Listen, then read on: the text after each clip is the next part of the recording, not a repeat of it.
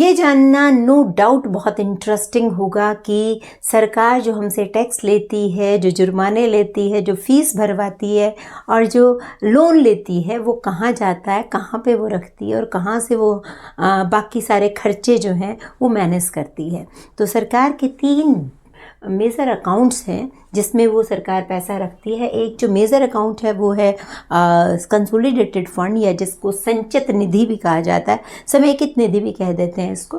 तो ये वो प्राइमरी फंड है जहाँ पर सरकार अपनी सब तरह की इनकम, जो हमसे टैक्स लिया है, जो जुर्माने लिए हैं, जो लोन लिए हैं, सब कुछ जो है वो इस फंड में जाके जमा हो जाता है और फिर इसी फंड में से उसको वो खर्च भी करना होता है। सैलरीज के फॉर्म में पेंशन देनी है, या इंटरेस्ट पे करना है, या डिफेंस पे खर्च करना है, डेवलपमेंट प्रोग्राम पे खर्च करना है। हर तरह के खर्चे जो हैं वो यहीं से ही होते हैं। लेकिन ये बिना पार्लियामेंट की परमिशन से, बिना संसद की परमिशन से पॉसिबल नहीं है। इसमें से 1 रुपया भी जो है सरकार बिना अप्रूवल के नहीं खर्च कर सकती। तो इसके लिए क्या होता है, एक डिटेल्ड प्लान बनाना पड़ता है जो फाइनेंस डिपार्टमेंट बनाता है, और उसके अंदर उसको बताना पड़ता है कि भाई पैसा कहाँ से आएगा, फिर कहाँ पे आपने खर्च करना है, और फिर उस प्लान को जो है वो बजट के फॉर्म में जो है पेश करती है पार्लियामेंट में, पार्लियामेंट के लोअर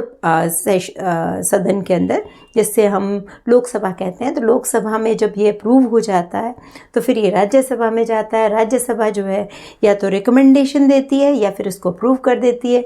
जब वो अप्रूव कर देती है तो फिर वो प्रेसिडेंट के पास जाता है, और प्रेसिडेंट जब वापस भेज देता है तो ये बिल जो है वो एक्ट बन जाता है, और फिर उसमें से सारे तरह के खर्च होते हैं। समस्या कभी भी आ सकती है और वो पूछ कर नहीं आती है। तो उस तरह की समस्या से निपटने के लिए एक और तरह का फंड बनाया गया जिसका नाम है कंटिजेंसी फंड, आकस्मिक निधि कहते हैं जिसको।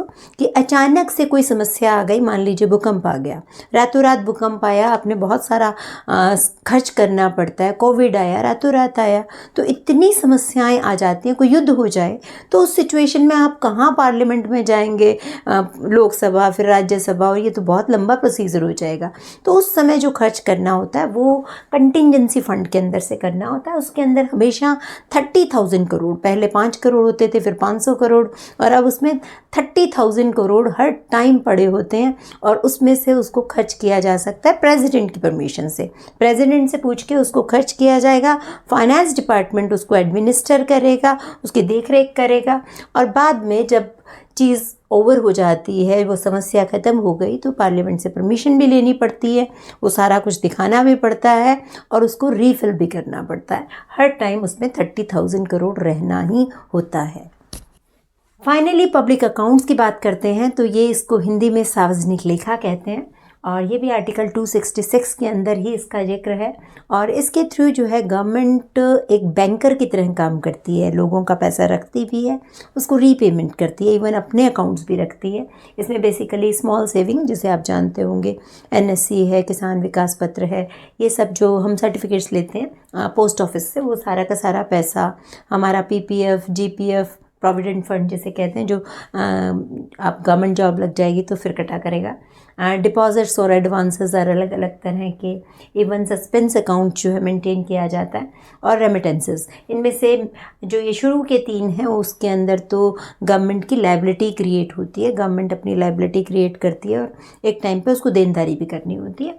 और इस अकाउंट को आमतौर पर वैसे यूज़ नहीं किया जाता, लेकिन जब इसका पैसा यूज़ करना होता है तो इसको पहले पार्लियामेंट की परमिशन से कंसोलिडेटेड फंड के अंदर, यानी इस अकाउंट के अंदर ट्रांसफ़र करते हैं, और फिर इसको गवर्नमेंट यूज़ कर सकती है, लेकिन तभी करती है जब कोई डेफिसिट वगैरह की सिचुएशन आ जाए, और इसके लिए पार्लियामेंट की कोई परमिशन की ज़रूरत नहीं पड़ती, क्योंकि इसको तो रीपे ही करना है।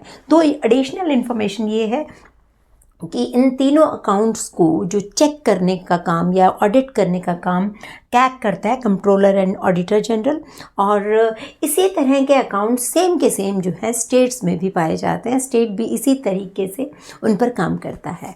तो आज की वीडियो के लिए इतना ही, फिर किसी और वीडियो में फिर मिलते हैं। Thank you so much, more lots of love and blessings.